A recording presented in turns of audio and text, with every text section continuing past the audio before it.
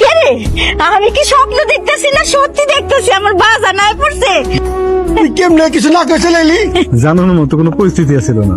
এইটা তুই কি করলি বাজান? তুই এত বছর পর বাংলাদেশে আসলি, একটা ফোন করার সময় তুই পেলি না? ভাইজান আমা করে না সারপ্রাইজ দিছে।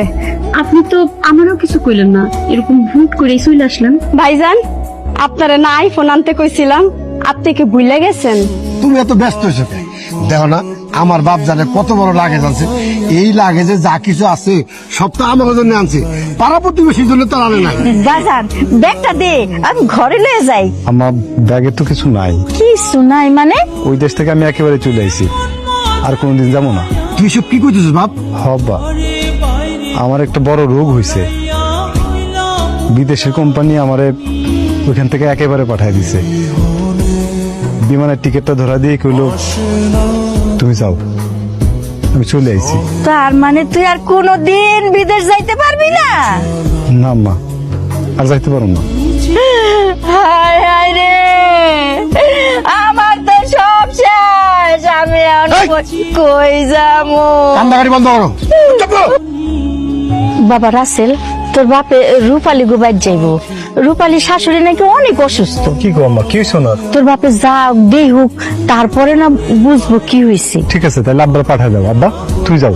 পাঠাই দিলে তার হইব না, ওনারা অনেক বড় লোক। তোর বাপে কি খালি হাতে যাইতে পারে?